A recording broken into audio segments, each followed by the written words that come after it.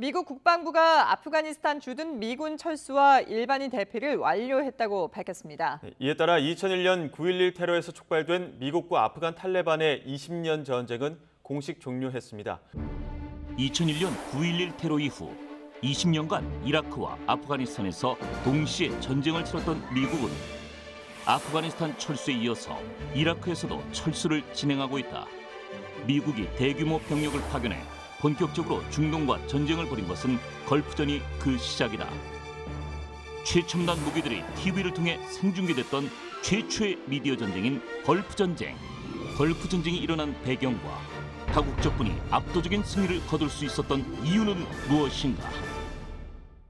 전쟁 없는 세상을 꿈꾸기에 전쟁을 연구합니다. 안녕하세요. 뉴스멘터리 전쟁과 사람 허준입니다. 안녕하세요. 강민지입니다. 미군이 아프가니스탄에 이어서 이라크에서도 철군을 하겠다라는 의사를 공식화하고 있습니다. 미군은 2003년 2차 걸프전 이후에 주둔하기 시작해서 한때는 17만 명 가까이 이라크에 이 미군을 주둔시켰었는데 이제 그 역사가 끝날 것 같습니다. 네, 미국과 이라크의 역사를 살펴보면 이라크가 쿠웨이트를 침공했던 걸프 전쟁을 빼놓을 수가 없는데요. 오늘은 그 걸프 전쟁에 대해서 얘기를 나눠보겠습니다. 먼저 성일관 교수님, 태상우 기자님 모셔보겠습니다. 안녕하세요. 안녕하세요.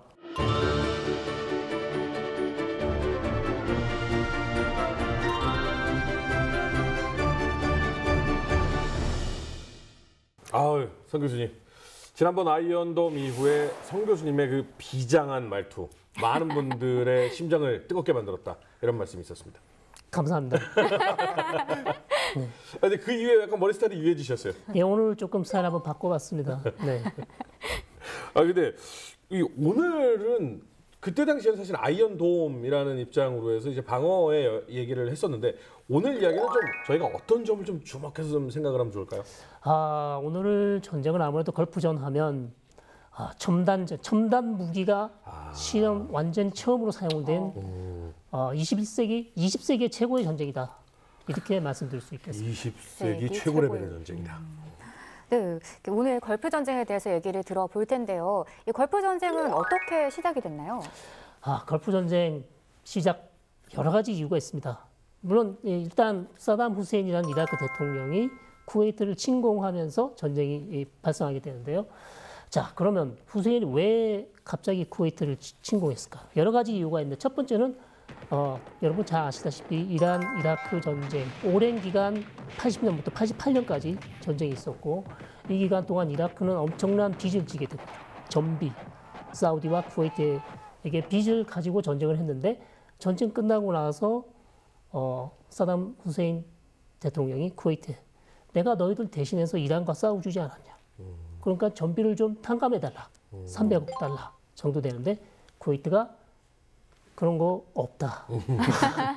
빌려갔으면 300억 달러인데. 네. 빌려갔으면 갚으시라. 그래서 후세인이 아주 열이 받았고요. 그 다음에 또 쿠웨이트와 이라크 국경 사이에 유전이 있는데요. 루메일라라는 유전이 있는데 거기서 쿠웨이트가 계속 기름을 이제 개발해서 빼가니까 후세인은 내 지하로 땅굴을 파면 유전 개발하면 우리 것까지 빼가는 거 아니냐, 훔쳐가는 거 아니냐. 그런 의심을 또 샀고 또 쿠웨이트가 오펙에서 결의한 원유 생산량보다 훨씬 더 많은 원유를 생산해서 유가가 엄청 떨어지게 됩니다. 그러면 이라크는 기름 팔아서 지금까지 빚진 거 갚아야 되는데 유가 떨어지면 어떻게 되죠? 빚을 갚기 힘들어지죠. 힘들어지죠. 안 그래도 지금 전쟁 끝나고 경제가 힘든데 이런저런 이유가 사담 후세인이 도저히 쿠웨이트를 그만둘 수 없다. 그리고 또 역사적으로 쿠웨이트의 바스라 남부에 있는 지역에 이 지역이 원래 이라크 지역이었기 때문에 이 영토는 우리가 가져가야 된다. 이런저런 이유로 해서 사담 후세인이 전격적으로 쿠웨이트를 침공하게 되면서 전쟁이 시작됩니다. 그래서 이라크는 그 전쟁 전부터 쿠웨이트는 사실은 자기네 한계 주였는데 뭐 외세들이 해서 독립을 시켜줬다. 그러니 이제 우리한테 다시 돌아올 때도 되지 않았냐. 이런 식의 뉘앙스도 풍겼습니다. 근데 사실 그 논란이 예전부터 있었던 게 지역이 이렇게 나눠져 있는데 석유 시추봉을 여기에 꽂고 여기에 꼽아서 뽑으면 같은 석유를 뽑는 거 아니냐. 그래서 그럼 빨리 뽑는 게 임자다라고 뽑아냈던 게 사실은 그 쿠웨이트가 아니었나라는 생각이 드는데 근데 영토 같은 경우에는 사실 이렇게 따지자면 몽골이 잠깐만 전 세계 3분의 2 우리 거 옛날 거 돌려받아야지 이건 끝없는 영토 분쟁이 사실은 일어나는 상황인데 어쨌든 이라크는 이런 두 가지 석유에 대한 불만 그리고 저 영토는 원래 우리 거였는데 라는 생각 요 두 개가 합쳐져서 이제 침공을 한 거군요. 네, 또 있습니다. 후세인은 이란 이라크 전쟁이 끝나고 나서 국민들에게 내가 이 전쟁에서 뭐를 좀 얻었다.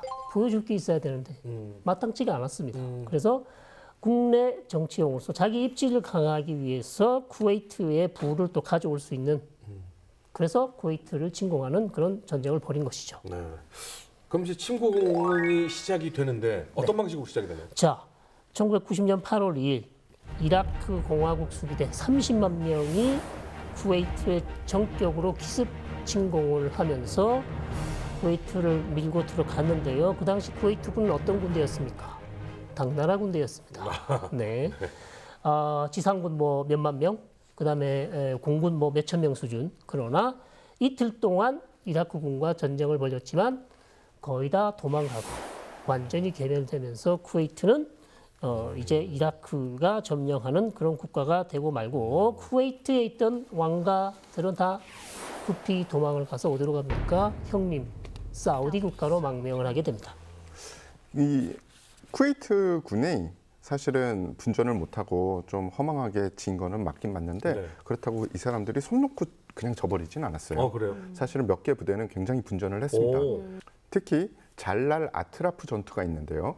쿠웨이트군 35연대, 그러니까 1개 연대가 이라크군 정예 2개 사단에 맞서서 제대로 된 방어전도 했는데 이 더 재미난 건요. 당시 35연대는 신병들 위주로 구성돼 있었고 그들이 가진 최고의 무장은 구식 영국제 치프-10 마크 5 전차였습니다. 마크 5가 그것도 36대뿐이 없었어요. 36대로 반면에 이라크군은 뭐 함무라비 사단, 알 메디나 사단 이런 네네. 아주 최정예 사단이었고 그들이 가진 전차도 T-72 최신형 전차였어요. 그런데 이 사람들도 다 도망치겠지라고 생각은 했지만 이라크군이 들어오자 이들이 재빠르게 전개를 했고 먼저 진입해 오던 함무라비 사단의 측면을 공격을 해서 상당한 피해를 발생을 시켰죠. 그런데 다른 이라크 사단이 오니까 이게 사단을 막아낼 수는 없어서 그쵸. 어쩔 수 없이 철수를 했고요. 그리고 쿠웨이트 시티에 국왕에 왕궁이 있습니다. 왕궁 지역에서도 치열한 교전이 벌어져요. 당시 이라크는 이라크 특수부대를 투입을 시켜서 국왕과 그리고 국왕의 이 가족들을 포로로 잡으려고 했어요. 하지만 쿠웨이트 왕궁 수비대가 치열하게 교전을 하면서 결국은 국왕과 이 국왕의 식구들 그리고 수반을 이 해외로 도피시키는 데 성공을 시키고요. 그리고 그 전투를 지휘를 했던 사람이 왕제예요. 왕의 동생? 예, 항전을 하다가 전사합니다. 와, 그러면 그 약간 지금 쿠웨이트에서는 영웅으로 약간 칭송받겠네요. 거의 뭐 이수진 장군급이라고 할 수 있겠네요. 그렇구나. 네. 그렇구나. 네, 이라크가 쿠웨이트를 이렇게 함락을 시켰습니다. 그럼 쿠웨이트는 당연히 도움을 요청을 했겠죠? 네, 쿠웨이트는 일단 형님 국가 사우디에게 도움을 요청하고 사우디는 미국과 또 미국에게 도움을 요청했어요. 그래서 딕 체니 그 국방부 장관이 사우디를 전격으로 방문합니다. 방문해서 일단 이라크가 쿠웨이트를 넘어서 다시 사우디로 올 가능성도 있다. 그래서 일단 사우디를 공격하는 이라크군을 막아야 된다. 그래서 일단 사우디에 미군을 급파하고요. 그래서 일단 사우디부터 막는 작전이 시작되었고 그 후에 다시 이라크를 공격할 수 있는 작전을 준비하게 되는 것이죠. 근데요, 미국이 들어갔는데 우리가 기억하기로는 다국적군이라고 기억을 하거든요. 그렇습니다. 왜 미국이 아니라 다국적군인 거죠? 그렇습니다. 왜 미국이 아닌 그 다국적군인가? 미국은 물론 단독으로 전쟁을 할 수 있습니다. 네. 그러나 전쟁은 명분이 있어야 되지 않습니까? 네. 그냥 혼자 아무 이유, 명분 없이 들어가면 국제사회에서 문제가 될 수 있습니다. 네. 그렇기 때문에 일단 쿠웨이트 문제를 어디다 얘기를 합니까? 유엔에다가 가져가죠. 그래서 유엔 안전보장이사회의 결의안이 만들어지게 되고, 특히 유엔 안전보장이사회 결의안이 무려 이라크 관련해서 12개의 결의안이 나옵니다. 12개의 결의안이 나오고, 가장 중요한 결의안은 이 이라크에게 점령당하고 있는 쿠웨이트를 해방시키기 위해서는 무력, 즉 군사력을 사용할 수 있는 권한을 허락하게 되고요. 그렇게 됨으로써 미국의 동맹국, 그다음에 미국의 우방국들이 모두 참여하는 다국적군을 만들어서 이라크를 응징하게 됩니다. 그러면서 정당성도 없고, 그다음에 미군 혼자보다는 영국, 프랑스, 독일, 사우디, 이집트군 다양한 군들을 함께 연합 작전을 통해서 이라크를 응징하는 그런 다국적군을 만들어지게 되었던 것입니다. 근데 다국적군이라는 그 명분은 있는데 사실 이때 미국의 속내는 다른 이유가 있었죠? 1990년 12월에 소련이 붕괴되면서 사실상 초인류 국가가 미국이 됐지 않습니까? 네. 그래서 그런 상황에서 미국의 어떤 군사력, 미국의 힘을 한번 보여줄 수 있는, 그다음에 미국의 지도력을 보여줄 수 있는 기회다. 그래서 다국적군을 모아서 들어갔던 이유도 되겠죠. 이거 이라크 공격하고 이거 쿠웨이트 점령당하면 원유에 대한, 석유에 대한 미국의 부담도 있잖아요. 당연하죠. 전쟁의 가장 중요한 이유를 보면 석유의 안정적인 공급, 즉 중동 석유의 안정적인 공급이 가장 중요한 이슈였습니다. 지금이야 셰일가스도 나오고 미국의 원유를 많이 생산하고 있지만 1990년대는 안 그랬죠. 그래서 사담이 쿠웨이트를 점령하면서 무려 세계 전체 석유 생산량의 한 20%를 이제 후세인이 통제할 수 있는 그런 능력이 생긴 것이죠. 이건 미국으로서 용인할 수 없는 것입니다. 그렇기 때문에 당연히 석유의 안정적인 공급을 위해서는 미국은 이라크를 응징했어야 되는 것입니다. 아니 근데 이 정도 큰 일을 벌이면서 사담 후세인은 별 생각이 없었던 거예요? 물론 사담 후세인도 여러 가지 계산을 했겠지요. 그러나 모든 것이 오산이었습니다. 자기가 이렇게 전쟁을 하면 아랍 국가들이 자기 편을 들어줄 줄 알았다. 그리고 쿠웨이트 같은 이런 작은 나라를 내가 공격한다 그래서 미국이 이 전쟁에 관여할지는 전혀 예상하지 못했습니다. 그렇기 때문에 실제 사담 후세인을 지지했던 아랍 국가들이 있습니다. 요르단, 알제리, 수단, 예멘, 티니지, 그리고 아라파트가 이끌었던 피에로 같은, 그러나 무려 아랍 연맹 국가 3분의 2나 되는 21개 국가가 이라크를 규탄하면서 사실상 후세인의 완전한 오판으로 전쟁이 벌어지게 되는 것이죠.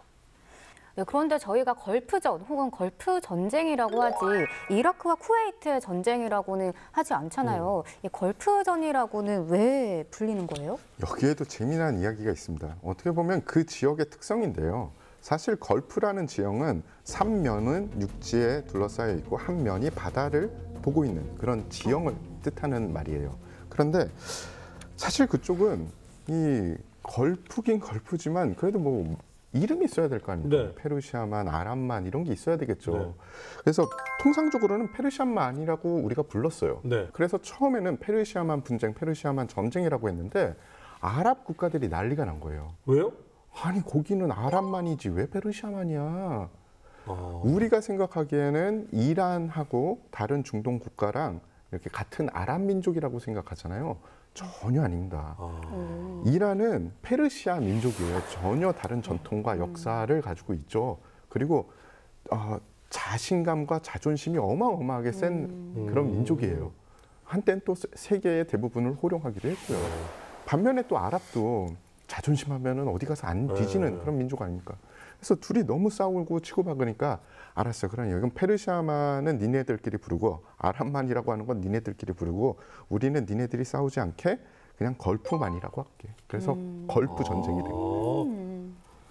그 사실 이란이 페르시아의 후예라고 하니까 그래서 마라톤도 참여 안 하잖아요. 페르시아가 패배한 전투에서 유래된 운동이라고 해서. 근데 우리는 당연히 페르시아만이야. 근데 아랍은 아니야. 약간 이거는 그들에겐 굉장히 중요한 자존심 싸움이겠다는 생각이 드네요. 그렇죠. 자, 그러면 이제 다국적군이 슬슬 모여들어야겠네요. 그죠. 예, 34개국에서 다국적 군이 모였고요. 무려 70만 명 정도의 병력을 동원했어요. 바야흐로 냉전이 끝나면서 미국의 힘을 보여줄 수 있는 가장 큰 전쟁이 된 거죠. 예. 한국도 다국적 군에 포함되어 있었습니다. 그랬었죠. 그런데 한국이 전투병을 보내기에는 그때 상황이 조금 여의치 않았어요. 그래서 이 의료 지원단을 파병을 결정을 했고요. 약 2억 2천만 달러의 난민 구제 기금을 책정을 했고요.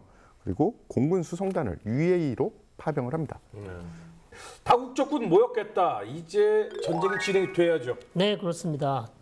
아까 제가 말씀드린 것처럼 무려 12개의 유엔 안전보장이사회의 결의안이 있었는데 제 마지막 결의안이 1990년 11월 29일 이라크가 쿠웨이트에서 철수하지 않으면 무력 사용을 허가한다. 이런 결의안이 있었기 때문에 다국적군은 이제 아주 적법하게 합법적으로 이라크를 공격할 수 있게 되었습니다. 그래서 미국, 영국, 프랑스, 독일, 그다음에 이집트, 사우디 연합군이 주도하여 91년 1월 17일 우리가 잘 알고 있는 사막의 폭풍 작전을 시작하게 되면서 이라크를 공격하기 시작했습니다. 아마 이 지금 저를 비롯한 청장년층 거의 대부분들은 실시간으로 전쟁의 이름이 붙은 전투를 보게 된 게 사막의 폭풍이 처음이자 마지막이었으면 좋겠는데요. 어찌됐든 어마어마했었죠. 그렇죠. 당시에 이게 지금도 내리에 생생하고요. 아마 이 방송을 보시는 많은 분들도 내리에 생생하실 네. 거예요. 전쟁을 TV를 통해서 생중계를 한 첫 번째 전쟁입니다. 그것도 바로 그 실시간으로 네. CNN이 그 일을 했죠. 네.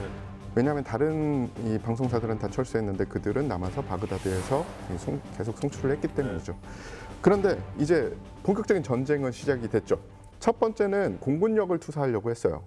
그래서 공군력으로 적의 그러니까 이라크의 방공망 혹은 중요 시설을 그리고 통신망을 무력화시키고 지상군을 집어넣으려고 했죠. 그래서 가장 중요한 공군 작전을 위해서 최고의 팀을 구성을 합니다. 첫 번째는 다국적군 총사령관과 합참 의장, 그러니까 미국의 합참 의장 두 사람 모두 이 베트남전 그리고 여러 전쟁의 경험이 있는 야전통 출신이었어요. 그래서 전쟁에 대해서 매우 잘 알고 있었죠. 그래서 항공력, 이 공군이 투사하는 무력이 얼마나 전쟁에서 중요한지에 대해서 정말 잘 알고 있던 사람들입니다. 자, 그러면은 우리가 어떻게 폭격을 하면 좋을까? 계획을 짜가지고 와라. 그래서 휘하의 가장 뛰어난 공군 구성군 사령관 찰스 호너 중장을 부릅니다. 그리고 찰스 호너 중장은 자신이 제일 제일 믿고 능력이 뛰어나다고 생각하는 이 체크메이트 팀을, 그러니까 전쟁 기획팀을 구성을 해서 이 사우디아라비아의 이 사령부로 데리고 와서 거기서 기획을 하게 되는 거죠. 첫 번째 작전을 기획한 사람은 어떻게 보면 이론에 아주 능통하고 그리고 전략가라고 불리는 존 워든 대령이었습니다. 그리고 존 워든 대령이 어떻게 보면 그 체크메이트 팀을 이끌고 있었죠. 하지만 이 사람은 실전도 하긴 했지만 실전적인 그런 전략가라기보다는 이론에 좀 심취해 있었나 봐요. 그러니까 이라크 내 핵심 시설을 무력화하자라는 이런 동심원 중심의 작전을 짠 거예요. 그러니까 전략 폭격을 하고자 한 거죠. 근데 당시에 미군의 가장 큰 목적, 그러니까 다국적 군의 가장 큰 목적은 쿠웨이트에 있는 이라크군을 밀어내는 거잖아요. 네. 첫 번째 작전 기획에서는 그 지상군의 그 전개되어 있는 이라크의 지상군들을 어떻게 분쇄시킬 것이냐. 지상군을 분쇄시키는. 예. 네. 그래서 총사령관이 봤더니 다국적 총사령관이 봤더니 야 이거 좋긴 한데 뭔가 좀 빠진 것 같다. 바꿔. 그래서 존 오든은 쫓겨나고 이제 다른 사람이 와서 새로운 계획을 짭니다.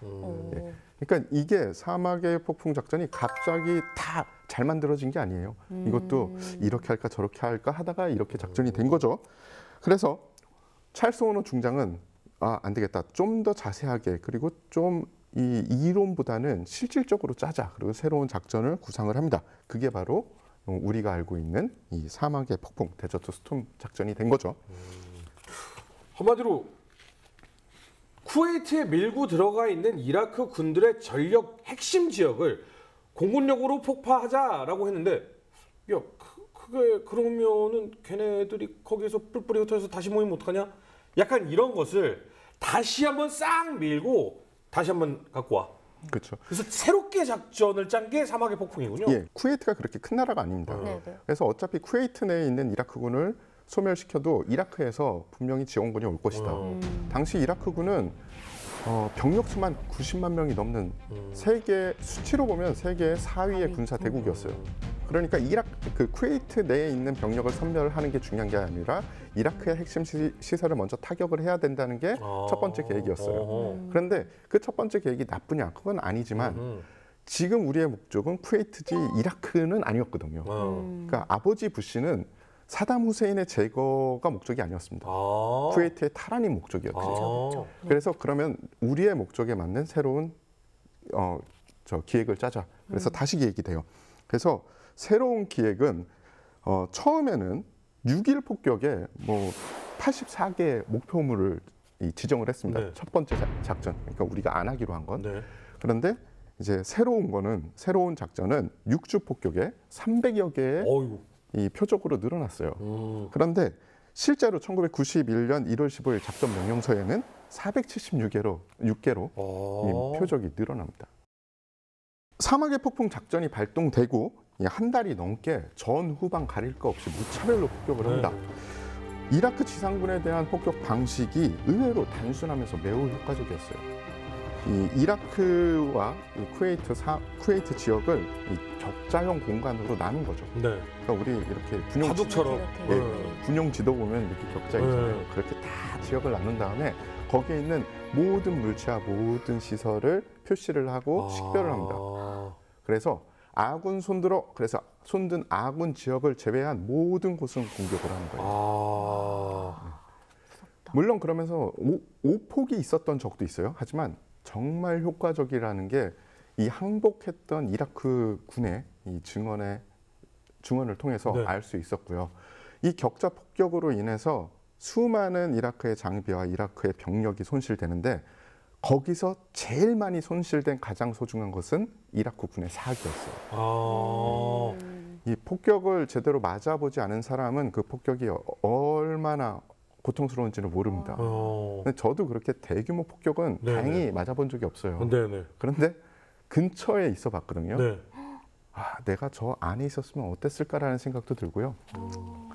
이 폭격을 할 때는 제가 그곳에 없었지만 제가 나중에 이라크를 가기 위해서 쿠웨이트에 있었던 알리 알살람 공군기지에 간 적이 있습니다. 네. 그 기지가 이라크 군이 자신들의 전투기를 전개시켰던 기지예요. 네네.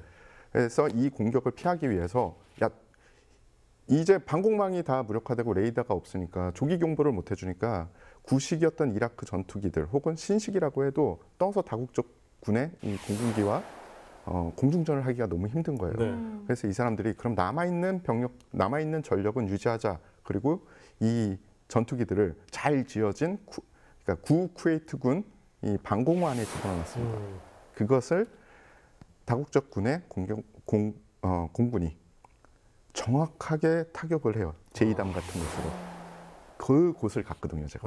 그 곳을 가서 그 파괴된 것을 보고 얼마나 정밀한가 이걸 직접 두 눈으로 살펴볼 수 있었고요. 사진을 찍었습니다. 그랬더니 바로 헌병이 와서 사진 다 확인하고 지우게 하더라고요. 그러니까 얼마나 오차가 있고 범위가 어떻게 되는지를 다른 국가에게 알리면 안 되니까. 그렇죠. 한마디로 공군이 무력화시키고 육군이 승리한다. 약간 이런 공식 같은데 그렇죠. 어떤 무기가 사용됐죠? 가장 중요한 무기는 역시 스텔스 전폭기입니다. 네, 레이더를 완전히 피해갈 수 있는 F-117 나이트호크 스텔스 전폭기가 있었고요. 이름이 참 멋있다. 예. 나이트 호크. 그다음에 이 전폭기는 레이저로 목표물을 조준해서 정확하게 목표물을 맞추고 있고, 그다음에 토마호크 크루즈 미사일, 순항 미사일이죠. 역시 이 순항 미사일이고 지형 대조 방식 기술을 이용해서 정확도를 높였고 지상 30m 아주 낮게 뜨는 거죠. 네. 레이더를 완전히 통과해서 그다음에 무려 1,500km까지 날아갈 수 있습니다. 지상 30m면 네. 머리 위에 바로 보여서 날아간다는 거잖아요. 그렇죠. 그런 레이더를 통과할 수 있고 방공망을 통과할 수 있고 특히 재밌는 거는 아시겠지만 이란을 거쳐서 갔다는 거. 이란 위로. 이란을 거쳐서 서쪽으로 돌면 바로 바그다드입니다. 아. 페르시아 말에서. 그럼 이란에서는 반대하지 않았어요? 이란은 전혀 몰랐습니다. 몰랐어요? 예, 내 머리 위로 뭐가 날아가는지 전쟁 중에 무슨 일이 있었는지 전혀 몰랐습니다. 소리만 들었네 그러면. 그렇죠. 이것이 미국의 작전이었습니다. 조용히.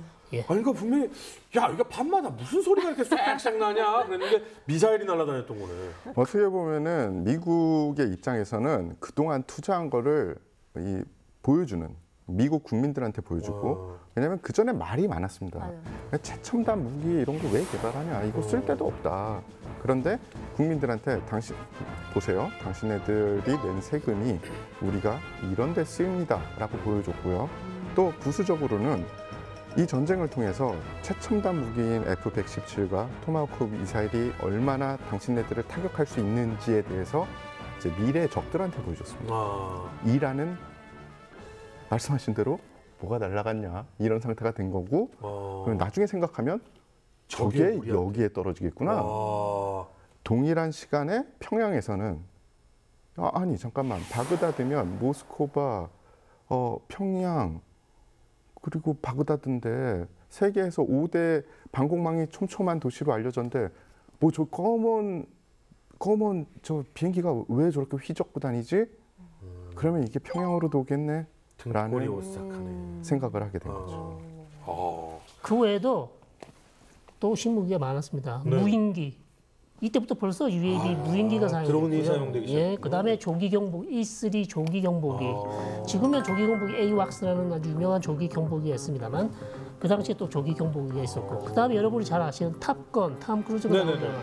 탑건이 탔던 전투기가 뭡니까? F-15, F-14. 14. 그다음에 F-15가 이때도 많이 사용됐습니다. 그래서 그 당시에는 첨단 무기였죠. 이런 다양한 첨단 무기들이 걸프전에 사용이 됐습니다. 이 중에서도 가장 손꼽히는 것 중에 하나가 MLRS. 예, 뭐 강철비라고 뭐 알려져 있는데 뭐 이 영화로도 우린 그렇죠. 그 영화는 그거에 대한 영화는 아니지만 그 영화에서 굉장히 중요한 역할을 하게 되죠. 그 이름을 쓰죠. 예, 스포를 할 수 없어서 이야기를 하지 못하지만 네네. 예. 그래서 이 그 MLRS가 또 왜 중요한 포지션을 잡게 됐느냐에 대해서 간단히 설명을 드리자면 미 육군은 전통적으로 포병을 굉장히 중시했습니다. 네. 그래서 공격을 할 때나 방어할 때도 적절히 포병 전력을 사용을 해서 그리고 굉장히 뭐 정확하게도 때릴 수 있었거든요. 그래서 포병 전력을 되게 중요시했는데 이 신속 기동전이 되니까 포병, 재래식 포병, 포신 포병이라고 하거든요. 네. 이 방열해야 되고 포들어야 되고 이런 이 포병들은 그 속도를 따라올 수가 없는 거예요. 반면에 자주화되어 있는 MLRS는 신속하게 부대를 따라다니면서 그 포신 포병, 재래식 포병보다 더 작은 발수로 더 많은 효과를 낼 수 있었습니다. 그래서 야 이제는 재래식 포병의 시대는 좀 가는 게 아니냐. 이제 앞으로는 자주화된 포병의 시대다. 그리고 자주화된 포병의 이 미래상을 극명하게 보여주는 것이 바로 저 MLRS다. 라고 미국에서 정부에서 육군에서 밀었는데 이걸 또 이라크 포로가 사로잡힌 다음에 이 인터뷰를 하는 와중에 아주 그냥 홍보를 제대로 해주게 됩니다. 뭐라고요? 하늘에서 강철비가 쏟아졌다. 뭐 이런 식으로 이야기를 한 거죠. 예. 그래서 10만여 회 같은 걸친 공중 폭격을 감행함으로써 이라크의 기반 시설, 뭐 모든 것이 뭐 통신, 전기, 뭐 수도 이런 것들이 다 파괴시킴으로써 아예 전쟁을 하지 못하도록 막는 그런 작전이 바로 미국의 작전이었고 특히 이라크는 여기에서 스커드 미사일을 사막에 숨겨놨던 스커드 미사일 발사대를 이용하게 됐죠. 네. 그래서 이스라엘을 이 전쟁에 개입을 시켜서 그래서 아랍 국가들이 다시 자기 편을 만들려고 그래서 텔아비브랑 하이파로 스커드 미사일을 쏘아서 실제로 미사일을 맞아서 3명이 사망하고 그다음에 미사일이 떨어져서 심장마비나 그다음에 다른 다쳐서 죽은 사람이 더 많습니다. 70명인가 죽었습니다. 많이. 예. 그래서 이것은 이제 미국이 또 외교력으로 이스라엘이 이라크를 보복 공격하지 않도록 엄청난 외교력을 발휘했죠. 만약에 이스라엘이 또 여기에 참여하게 된다면 아랍 국가들이 완전히 또 전세가 달라질 수도 있는 거거든요. 그래서 사담 후세인은 그런 전략까지 썼습니다만 결국 성공하지 못했습니다.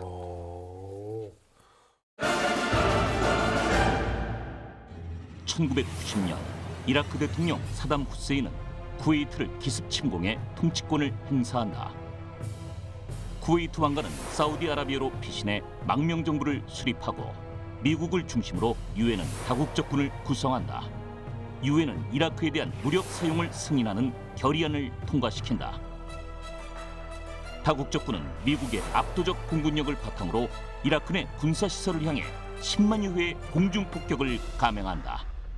그러니까 사실은 항공전을 통해서 제공권을 장악한 것이 가장 큰 힘이었다라고 보여지는데 일반적인 이 국민들의 시선으로 바라보면 와 지상전 시작되고 그 탱크 밀려가고 막 다국적군 밀고 들어갔을 때 그게 진짜로 훨씬 더 전쟁 같았는데 이게 사막의 검 작전이죠? 그렇습니다. 사마의 폭풍 작전이 43일간 공중 폭격을 이용해서 끝났다면 이제 본격적으로 지상전이 벌어지게 되는 것이 바로 사막의 검 작전인데요. 이것이 2월 24일 날 시작됐고 사우디아라비아에 대기하고 있던 다국적군을 이제 투입시켜서 쿠웨이트를 해방시키기 위해서 들어가는데요. 특히 이 작전에서 유명한 것이 바로 이스팅 작전이라고 합니다. 탱크전이죠. 이라크가 가지고 있던 탱크는 아주 오래된 탱크. 그 다음에 미군은 최신의 탱크라고 할 수 있는 M1A1 에이브람스 탱크가 뭐 2차 세계대전 이후에 가장 큰 전차전, 탱크전이 사막에서 벌어지는데 당연히 미군의 에이브람스 탱크가 사담 후세인의 전차부대, 즉 알메디나 부대 혹은 함무라비 전차부대를 괴멸시키면서 완전히 이라크 전차분단이 개별되는 사건이 일어나게 됩니다. 이 박사님 말씀에 몇 가지를 더하자면 네네. 사실은 그때 T-72 신형 전차도 있었어요. 이라크가 보유는 했군요. 보유는 하고 있었는데 문제는 이 전차만큼 중요한 게 사실은 포탄이에요. 전차가 뭐 같은 길이의 같은 주포를 가지고 있어도 그 안에 어떤 탄을 넣느냐가 보여주는 퍼포먼스가 굉장히 다릅니다. 근데 이들이 보유하고 있었던 대부분의 탄은 이 어떻게 보면 수출용 좀 위력이 약한 탄이라고 보시면 돼요. 예, 그 이라크군이 가지고 있던 신형 전차였던 T-72조차 제대로 된 퍼포먼스를 못 보여주고 미군의 이 강력한 M1 에브라함스 전차한테 이제 거의 학살을 당하게 됩니다. 근데 전차 간의 이 격차도 있었지만 미군이 너무 빠르게 들어와서 처음에 공격당했을 때는 항공 폭격을 맞은 줄 알았대요. 뭐 워낙에 먼 거리에서 교전을 시작한 데다가 너무 갑자기 들어왔기 때문에 경고를 받은 적도 없어서 아 이거는 위에서 공군기가 때리나 보다 그랬는데 알고 봤더니 지상에서 쏜 거죠. 그래서 지상전이 시작이 되고요. 전투가 종료된 시점에서 이라크군은 76%의 전차, 55%의 각종 차량, 90%의 포병 전력을 손실하게 됩니다. 90%의 포병 전력이면 뭐 끝난 거죠. 그렇죠. 네. 포병은 안 남았다고 보셔도 되는 거고요. 그리고 공화국 수비대는 이 정예 병력이거든요. 그래서 공화국 수비대는 전력의 50%를 손실을 하게 됩니다. 보통 우리가 1차 걸프전을 이야기할 때 공군이 끝낸 전쟁이라고 이야기를 합니다. 네. 공군이 다 끝냈다고 이야기를 하는데 사실은 이 사막의 폭풍, 공군의 작전이 끝나고 그리고 지상군이 들어가도 이 수치잖아요. 네. 처음에는 공군 작전만으로 이라크군의 총 전력의 50% 이상을 없앴다라고 이야기를 했어요. 근데 그건 아니었던 거죠. 공군이 때리고 지상군이 가서 이 수치가 나왔다는 건 결국 공군이 아무리 잘해도 전쟁을 끝나는 건 지상군이다. 그래서 항상 술자리에서 싸움 나잖아요. 그래서 그죠, 그죠. 깃발 꽂는 건 육군이라고. 맞아요. 그래서 그렇다고 오해를 하시면 안 됩니다. 네. 공군이 중요하지 않다는 게 아니에요. 네. 공군의 그런 이 최첨단이자 새로운 전술로 말미암아 네. 지상군의 피해는 아주 극소화될 수 있었고 전투 자체, 그러니까 전쟁 자체도 조기 종결할 수 있었죠. 그래서 공군이 잘한 것은 확실하고 강력한 공군력이 현대전에 주는 교훈이 어떤 네. 건지를 극명하게 보여주는 거죠. 네, 아까 말씀하셨다시피 공군의 전쟁이라고 할 만큼 공군의 활약이 컸는데요. 이걸 계기로 공군의 위상이 달라졌다죠. 그렇죠. 사실은 우리가 더 중요한 얘기를 안 했어요. 걸프전 하면은 무기적인 면으로나 아니면 앞으로의 미래를 보고서도 가장 중요한 것이 하나 쓰입니다. GPS가 쓰이죠. 이 전쟁에서. GPS가 쓰이면서 그 전에 공군은 그래도 GPS가 없을 때는 육안으로 확인하든지 아니면 지상에서 통제를 받아야 됐어요. 하지만 GPS가 생기고 이제 서로 간의 위치를 서로 쉽게 확인 가능하고 공유하면서 그 전과는 전혀 다른 방식의 공군 전력 투사가 가능해지게 됩니다. 그래서 그 전에는 아까 말씀드린 대로 지상에 있는 지상군이 제대로 된 화력 지원을 받으려면 포병이 어떻게 보면 우리가 가진 최고의 카드였어요. 네. 하지만 이제는 공군이 그 역할 이상을 해주게 된 거죠. 그래서 앞으로 전쟁의 패러다임이 이제 바뀌게 되나라는 이야기가 슬슬 나오게 된 겁니다. 그때 기준으로 해서 공군이 GPS로 연락 받아가지고 딱 타겟을 노리면 어느 정도 이 범위 안에 들어가요? 정확하게 이게 딱 하나로 말씀드리기 너무 힘든 게 뭐냐면요. 어떤 무기를 쐈고 그리고 어떤 GPS 몇 세대 GPS 제일 좋았을 때, 그때 당시에 제일 좋았을 때. 그래도 오차가 상당했어요. 막 킬로로 오차 나기도 했었습니다. 킬로미터 단위. 예, 킬로로 나기도 했었죠. 왜냐하면 그때는 아주 초창기잖아요. 근데 어떤 그 궁합 잘 맞는 무기 체계는 그거보다 더 가까이, 그러니까 몇십 미터 혹은 몇 미터 오차 나는 것도 있었죠. 몇 미터면 진짜 시민이 10m 옆에 있고 군인이 10m 옆에 있으면 군인만 폭격을 하고 시민은 사는 뭐 이런 경우도 있을 수 그렇죠. 예. 와. 그런데 말씀드리고 싶은 것은 이 GPS 시스템이 그냥 거기서 묵혀버린 게 아니라 계속 세대를 나아가면서 발전을 했다는 거죠. 네, 이 미국과 다국적군은 세계 전쟁사에 유례가 드문 일방적인 승리를 거뒀습니다. 특히 전사자 수로 봐도 큰 차이가 있었다고요. 그렇죠. 아무래도 미국의 즉 다국적군의 첨단 무기 압도적 화력을 앞세웠기 때문에 다국적군의 피해는 아주 적었습니다. 먼저 이라크군은요, 가장 많은 추산으로 약 20만 명의 이라크군이 사망했다. 다국적군은 전부 합해서 한 370여 명, 그래서 미군은 한 150여 명 정도가 사망한 전쟁이 되겠습니다. 아니 이 정도면 몇십만 단위가 그냥 아무것도 못하고 가만히 있다가 슝, 펑 이렇게 해서 사망한 거네요. 그게 아주 극명하게 그런 상황을 보여주는 증언이 하나 있는데요. 이 포로로 잡힌 이라크 군의 장교가 그 장교는 지난 이란 이라크 전쟁을 참전했던 장교예요. 네. 게다가 그 부대가 약간 정예 부대입니다. 네. 이 사람이 이야기를 하길 지난 일주일간 우리가 당한 공격에서 피해 입은 수치가 이란 이라크에서 몇 년간 당한 것보다 더 컸다. 그 치열했던 이란 이라크 전도 우리 부대를 이만큼 망가뜨리지 못했었다라고 이야기할 정도였죠.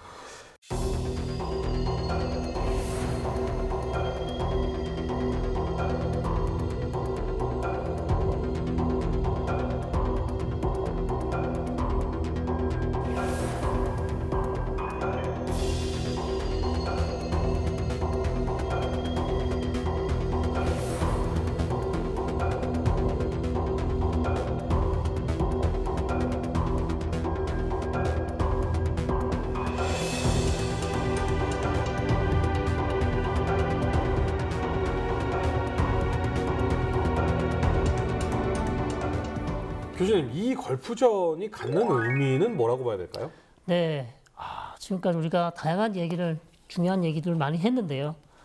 의미는 여러 가지가 있겠습니다. 첫째, 유엔이라는 조직의 무용론을 많이 얘기했지 않습니까? 유엔 무력을 사용할 수 없기 때문에 사실상 국제 분쟁을 해결할 수 없다는 그런 얘기들이 많았는데 6.25 사건 이후 다시 유엔이 집단 안보를 체제를 구축하기 위해서, 즉 집단 안보 조치를 통해서 즉 불이한 무력을 사용해서 한 국가를 점령한 이라크를 응징할 수 있는 능력을 보여준 아주 국제 공권력을 사용하게 된 아주 좋은 사례가 바로 걸프전이라고 할 수 있겠고요. 두 번째는 지금까지 우리가 많이 얘기했던 첨단 무기 사용. 첨단 무기를 실험해 볼 수 있는 그런 전쟁이었고, 세 번째는 미국이 또 유명한 베트남 즉 신드롬이 있지 않습니까? 네. 전쟁에서 베트남에서 얼마나 힘들었으면 그다음에 자국에서 얼마나 또 반대가 많았습니까? 그런 것을 사전에 차단하기 위해서 미국의 언론 보도 통제를 했다. 특히 이라크전에서 잔인한 장면을 다 필터링을 해서 아주 깨끗한 장면들만 미국에서 보도를 하게끔 해서 미국 내의 어떤 반전의 분위기를 사전에 차단하는 그런 전략을 미국이 또 펼쳤던 그런 전쟁이 바로 걸프 전쟁이고요. 생각해보면 폭격을 맞아서 끔찍한 장면이나 이런 건 본 기억이 전혀 없어요. 발사하고 날아가고 화려한 장면만 봤던 것 같아요. 그렇죠. 결국 이 전쟁을 통해서 즉 미국의 압도적인 절대적인 군사력을 보여줌으로써 초인류 국가다. 즉 소련을 제끼고 이 전쟁을 통해서 미국 중심의 어떤 세계 질서 그리고 아시겠지만 91년 12월에 결국 소련이 붕괴됨으로써 양극 체제에서 미국 중심의 단극 체제로 바뀌는데 아주 중요한 역할을 했던 것이 바로 이 걸프전이 되겠고요. 끝으로 우리 한국군이 또 다국적군에 직접 참여하는 아주 중요한 의미를 가진 그런 전쟁이 되겠습니다. 네. 네, 오늘 걸프 전쟁에 대해서 얘기를 들어봤는데요. 저희가 마지막으로 뭘 좀 생각해 보면 좋을까요? 저는 걸프전을 준비하고 그다음에 또 3시간짜리 BBC 다큐멘터리를 한번 봤습니다. 무려 3시간짜리인데요. 그걸 보면서 느낀 점은 역시 자주국방, 국방력이 없다면 언제 어떤 일이 일어날 줄 모릅니다. 그래서 우리가 때로는 우리나라 국방력에 우리 세금 너무 많이 투자하는 거 아닌가. 또 너무 많은 우리 세금이 들어간다고 생각할 수 있지만 계속 최고급 최신 무기 개발해야 되고요. 최신 무기 도입해야 되고요. 우리의 힘을 기르지 않는다면 우리는 불의의 사태 때 어떻게 우리를 막아낼 수 있을지. 그래서 이런 점을 아주 심각하게 한번 고민해 봤습니다. 그렇죠. 이라크만 생각하지 말고 쿠웨이트를 생각해야 돼요. 쿠웨이트는 이미 이라크가 박살나기 전에 박살나 버렸어요. 심지어 뭐 학살도 당하고 그랬죠. 저는 이 1차 걸프전의 의의를 두 가지로 생각을 해봤어요. 하나는 첫 번째는 어떻게 보면 좋은 효과. 내가 아무리 권력자라도 내 욕심으로 주변 국가를 괴롭히면 분명한 대가를 치른다. 이거는 긍정적인 쪽이죠. 반면에 부정적인 면이 있습니다. 당시에 이라크가 이 박살이 났죠. 박살이 나는 걸 보면서 이제 평양에 있는 이 김씨 부자들은 우리가 전쟁을 해서 우리를 지킬 수는 없다. 우리를 지키려면 핵뿐이 없구나라는 생각을 하게 만들어 줍니다. 어떻게 보면 오판이죠. 그들은 살아남으려고 핵을 개발했다고 말을 할 수 있으나 그래서 결국 핵을 가지고 지금 행복하게 사느냐. 그거는 관점이 다르죠. 결국은 국가의 지도자라면 국민들이 행복을 제일 먼저 추구해 줘야죠. 네, 걸프 전쟁에서는 각종 첨단 무기가 목표물을 파괴하는 장면이 생생하게 보도가 되기도 했습니다. 모든 전쟁은 참 참담하다는 사실을 잊지 말아야겠습니다. 가끔 전쟁 얘기를 하면서 밝게 얘기하느냐라고 혼내시는 분들 계십니다. 맞습니다. 전쟁은 끔찍한 것이고요. 미화시킬 수 없습니다. 그런데 저희의 모토는 전쟁 없는 세상을 만들기 위해선 전쟁을 배워야 한다. 근데 배우러 오는 학생들을 많이 늘리기 위해서라면 이 프로그램은 꼭 재밌어야만 한다라고 저는 생각합니다. 그러니까 여러분들과 저희는 뜻은 같으니까요. 너무 나무라지 마시고 조금만 응원해주시면 더 재미있는 방송 만들어 보도록 하겠습니다. 다음 이 시간에는 더 흥미로운 주제를 가지고 인사드리겠습니다. 여러분 감사합니다.